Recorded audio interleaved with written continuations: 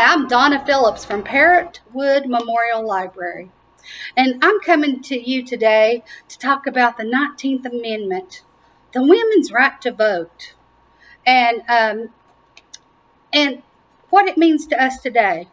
But we got this great pop-up display from the Tennessee State Library and Archives, the Tennessee State Museum, which was funded by the official committee of the state of Tennessee Women Suffrage Centennial. This beautiful display has lots and lots of educational information, and it celebrates the women's right and how we came from not being able to have a bank account, not being able to speak up, and not be able to have our voices heard. Well, today I thought we need somebody special to come and talk to you about this. And so I have invited Miss Carolyn Mitchell and to come and speak to you about this. And one thing that we have, I'm going to let her tell you who she is and who she's with because she can just do it so much better. Come on in, Carolyn. Thank you, Donna. Good morning. My name, of course, is Carolyn Mitchell, and I am the commemorative event chair for the Martha Dandridge Washington Chapter, National Society Daughters of American Revolution, located here in Jefferson County. I am so pleased to be able to be here because I feel that Strawberry Plains is my hometown. I started first grade and went through fifth grade at the old Rush Strong School, and although my family moved away when I was 11 years old, I have always felt in my heart that Strawberry Plains is my hometown. So I just feel like I have been welcomed home. Today we're going to talk about the 19th Amendment to the Constitution of the United States. And of course, through the past months, we have all heard so many stories about how it came to be and how Tennessee was the deciding vote that made the ratification official. We were the 36th state to ratify, which was three-fourths of the states at that time. We had 48 states, and it required three-fourths of the states to ratify the amendment to the Constitution. And we're going to talk a little bit about how Tennesseans played a part before the vote came to be and what benefits the nation and women have received since the passing of the 19th Amendment. First, I think it would be proper to read the 19th Amendment because some people may not have had the opportunity to refresh their memories from when they were in school. The 19th Amendment to the Constitution reads, "The right of citizens of the United States to vote shall not be denied or abridged by the United States or by any state on account of sex. Congress shall have power to enforce this article by appropriate legislation." I will go on to say that the 19th Amendment was a turning point because it gave women the right to vote, where before women were restricted to their domestic spheres and not allowed nationally to act in any political way. I'm going to start with this little talk that I'm giving with the display itself. I'm not going to read everything on the display posters because I encourage you to come and see for yourself what a magnificent display it is. It's just wonderfully done and very educational, and I think that anyone interested in the subject would be proud to read it and to see how Tennessee played such a integral part in the ratification of the 19th Amendment. I'm going to step aside just a minute so I can read because I can't see backwards. the, the first the first poster says, "To make our voices heard, Tennessee women's fight for the vote," and it shows some suffragettes marching. And when the suffragettes marched, they usually wore white, and sometimes they wore hats, and sometimes they did not.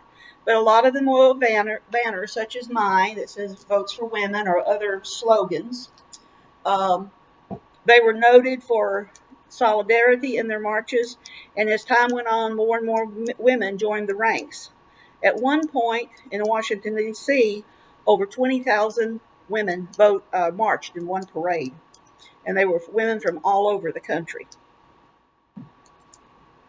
Women throughout the United States secured the right to vote in 1920 when Tennessee became the final state needed to ratify the 19th Amendment to the United States Constitution. The fight for this right began as early as 1848 with the Declaration of Sentiments at the first Women's Rights Convention in Seneca Falls, New York. The convention was inspired by the experiences of African American and white women in the abolitionist movement to end slavery. The second panel is Women Organize. During the 1800s, many Tennesseans joined women's associations, including literary clubs, church groups, mutual aid societies, and reform organizations. Many of these groups encouraged women's political engagement. During the 1880s and 1890s, local suffrage leagues began to spread throughout the state, with groups forming in Memphis, Maryville, Nashville, Jonesboro, Tullahoma, and other communities. I'm going to move this. Just bear with me because we have to move it. Suffrage expands in the states. By the late 1890s, there were at least 10 local suffrage leagues active within the state, and they joined together to form the Tennessee Equal Rights Association. After a dormant period around 1900, suffrage activism reignited in 1906 when the Tennessee Equal Suffrage Association formed a conference held in Memphis. In 1914, Tennessee suffragists successfully invited the National American Women's Suffrage Association, formed when the two rival national organizations united, to have its conference in the state. This event generated much favorable publicity for the state government. Beginning in 1915, suffragists launched an initiative to expand the number of local leagues in the state. More than 25,000 Tennessee women belonged to suffrage leagues by 1918. Here we go. Again. When you come to see this display, you will note that there is a map at the top of this board, and it says suffrage throughout Tennessee. And we were located in, just a minute, I need my thoughts. We were divided into 10 regions, and we were, Jefferson County was located in Section 2, which is denoted in orange, and it was the Morristown Surface author and activist spreading tour. Morristown suffragist Hannah Price wrote a suffrage novel and sold it to fund a speaking tour in Tennessee, Virginia, and North Carolina. She explained that during this tour she encountered rough places, terribly kept hotels, in and out of the way places, comical situations, and often tragedies too. As we go on, this next panel says half the battle achieved in partial suffrage. Tennessee suffragettes pursued to try to get through the state legislation the right to vote for the women in Tennessee. When this did not fail, they continued and persevered and decided to join with trying to get the change to the Constitution, the 19th Amendment. As we go along, we got a little technical difficulty here. The deciding vote. The U.S. Congress passed the 19th Amendment in 1919, but at least 2/3 of the states had to approve the amendment for it to become law. By the middle of 1920, one final state was needed to ratify the 19th Amendment, and Tennessee had not voted yet. At that time, like I said, 3/4 of the states had to vote yes in order for it to become law of the land. When Tennessee came to have its vote, they were the 36th state, or sometimes we call the perfect 36. And when they became the time to vote, all eyes of America were on Tennessee. All eyes were on Knoxville. I myself have been watching Downton Abbey, and in one of the episodes of Downton Abbey, they were talking about women's suffrage in England. And they even mentioned in the PBS serial that in Tennessee they had understood that they had ratified the 19th Amendment and given the right to vote. So I thought that was kind of interesting that even in the newspapers in Europe and around the world, Tennessee was on center stage. We have all heard the story of achieving voting rights. Get this over here. Achieving voting rights.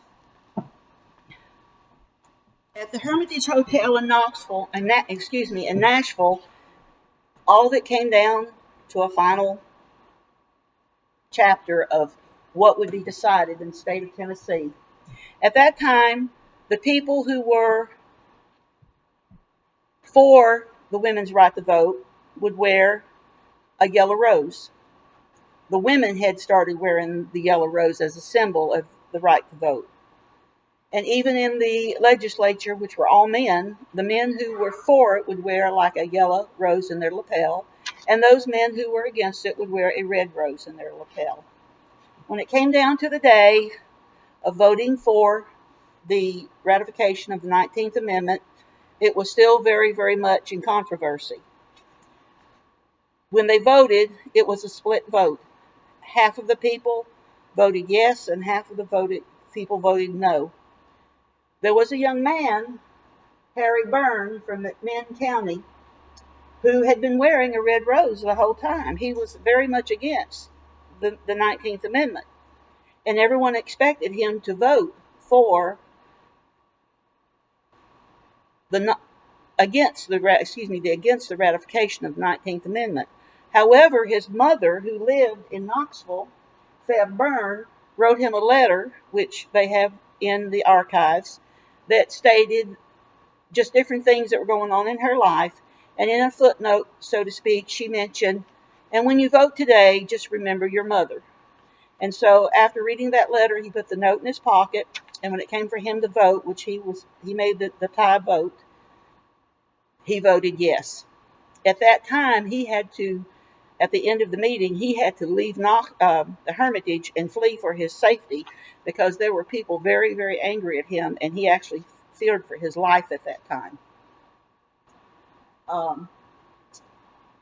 After the vote was cast, then it became the 19th Amendment became law of the land. Now, I want to stop and say this. We all think about the 19th Amendment, and we think about the women's right to vote. And I thought about this when I was going to do a little presentation at the chapter, and I started thinking, what did the women's right to vote mean to women and to the nation? What changes were brought about? I'm going to share a little bit about my history and my family. My grandmother, my father's mother, who was born and named Sudie Mae Johnston. She was born and raised on House Mountain near Corrington. And she was born in 1886. In one of the last conversations I had with my grandmother before she passed away in 1964, I was at that age where I was asking questions, and I asked her about, Grandmother, what was it like when you were a young girl? Do you believe in dancing? Um, how was it when you went to school? And she explained to me that in the Corrington area and in the House Mountain area, that they only had one schoolhouse. And of course, the traditional, you had to walk miles to get to school because there were no school buses. And she said that in inclement weather, they couldn't go because of the snow. So their school year actually lasted from September to about Christmas, around Thanksgiving. And then they might open up again a little bit in March and April, but then they would close again because the boys and the girls were expected to come and work in the fields. She said the boys usually went to 7th or 8th grade, but the girls were only expected to go to 5th grade because after all a girl needed to know was how to read the Bible and write her name. And so she only went to the fifth grade. And when she um, was married, of course, she could read and write and do arithmetic. But at that time, it was the thought here in East Tennessee, at least amongst the general everyday people, that women and girls did not need an education. Now, if you were from a more affluent family where there was more education amongst the members of the family, then you might end up going to a boarding school or a finishing school. In some cases, you might even go to colleges if your family was of an affluent nature. Um, but by and large, girls went in this area went to about fifth grade of school. Boys went to about seventh or eighth grade. But if a boy wanted to become like a lawyer or a doctor, he would go on and go to university. I just thought that was kind of interesting. To come on down in future time in my family, and I was shocked to hear it in the 1980s that my father said, "Well, I don't see why a girl has to go to college because all they're going to do is get married and have children." And that was 1980, and I was raised by my father that I dearly loved, but I was shocked that that's what he thought all the time I was growing up. I thought about this. What did the 19th Amendment mean to women and to the nation? And I've got a list of things here that I want to share with you, just a short list, and there's many, many, many more. But after women got the right to vote, women were allowed to run for office. They were allowed to elect officials and to vote on issues. And slowly but surely, as women became more active in politics, because there were some women that were completely against the right to vote for women. They thought it was not what a woman should do. Some men thought women didn't have enough intelligence to vote on issues, that it was beyond their thinking realm. And some women actually believed that because that's what they were taught as children. But this is just a list of things that women could not do, and beginning in the 1950s and even up to this more recent times. One of them was open a bank account. Not until 1974, when the Equal Credit Opportunity Act was passed, women in a lot of states and a lot of towns could not open a bank account without their husband's permission, or if they were unmarried, they had to have a male member of their family sign for them, giving permission to open an account. Also, credit cards were not issued to women in their name. If they were married, it was always in the husband's name, not the woman's name. Therefore, she couldn't have a credit rating. I can remember when my husband and I started to buy our first home, I was working outside the home, and my husband was outside the home, and they asked for the yearly salary or income that we had, and they asked for his salary, and my husband gave his salary, and they wrote it down. I said, "Well, I'm working too." They said, "We don't count women's salary in applying for a home loan." They wouldn't even put it down. Now, I didn't realize that that was the law. I just thought he was being rude, but it was pretty much the law. Women's salaries did not count. And this was a VA loan. This was a government loan. And it was not, my salary did not count. So I was not the only woman that was in that boat. A woman, up until 1973, in most states, could not serve on a jury. The Civil Rights Act of 1957 gave women the right to serve on federal juries, but it took until 1973 for similar legislation to be passed in all 50 states. Mississippi was the last state to legalize it in 1968. Practice law.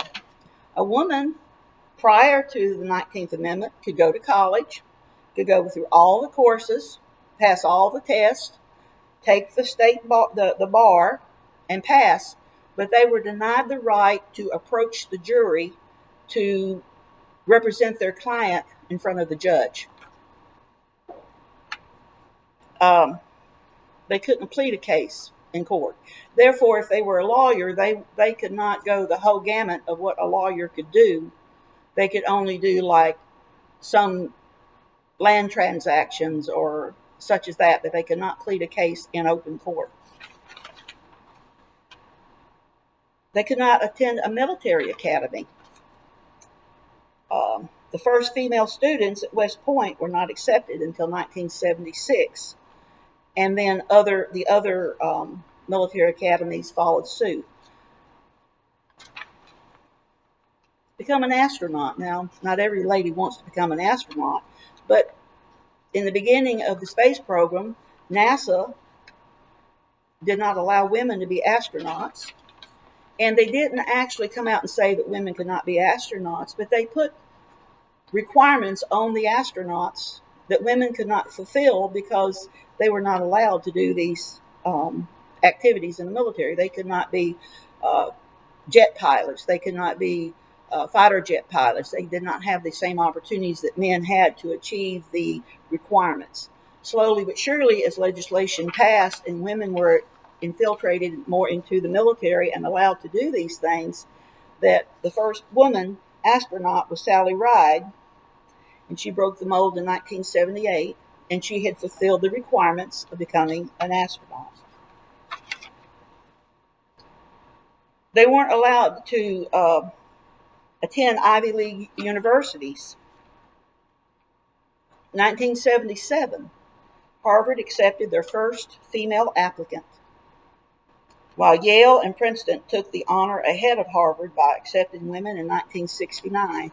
And I can remember on the news that when these women went to go to these colleges, they were jeered and were very opposed by the male students. It was not an easy road for these women who pioneered in that to go to the colleges that had only been afforded to men before. I thought this was interesting. Before 1972, women could not run in the Boston Marathon because up until that time, it was a men's only marathon. Women could not become a Supreme Court justice because they could not plead cases. They could not serve in that capacity. Women could not get a mortgage without their husband's permission. And women could, a lot of times, could not get a job without being rejected simply for being a woman. One of these things I can remember is member of the Women's Air Force service pilots were recognized as veterans. In 1977, President Jimmy Carter signed Bill H.R. 8701 into law, the Women's Auxiliary Ferrying Squadron, and they were known as WAFS, W-A-F-S. And Women's Flying Detachment merged to form the WASP. The women served from 1942 through 1944. They ferried planes back and forth and supplies back and forth to the war effort. They did testing and delivering of planes to repair, performed check flights, putting flying time on new engines, touring targets for anti-aircraft gunnery practice, flying searchlight, flying missions, and instructed male pilot cadets. And even though they spent the time in World War II serving in this capacity, they were not considered veterans, and therefore they could not get veterans benefits. They were not recognized as veterans, and they could not receive any aid or assistance due to any disabilities they may have received during that time. Of the 1,074 who served in this capacity, 38 died in stateside service to this country. Other things have happened and changed since women have the right to vote. One of the things is conditions for children have improved. There were workhouses where children's 8, 9, 10, 11, 12 years old were in factories working. My husband's grandfather in the early 1900s worked in a coal mine, and he was 11 years old because he had to. They allowed him to work in the coal mines along with the men. In the industrial part of the nation, women and children were put into terrible conditions in factories working many, many long hours without very many safety precautions or health precautions. Education has been improved because women tend to lean more toward education of women and children And so the standards have been raised. We are very lucky to live in this day and time when we have these privileges that we take for granted. I thank Donna for letting me come here. I would suggest that any of you that might want to find out more about this wonderful display, come and look at it for yourself and look at the tablets. Parrot Wood was one of the few libraries in the state to obtain this grant, and I believe we might be the only one in Jefferson County to get it. Possibly. Possibly the only one in Jefferson County to get it.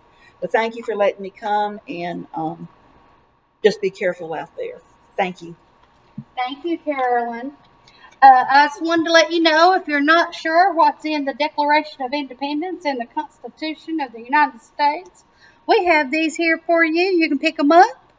It's a free copy. We also, if you're not registered to vote, we can help you vote. We can help you vote online, or we can help you vote with a physical form. We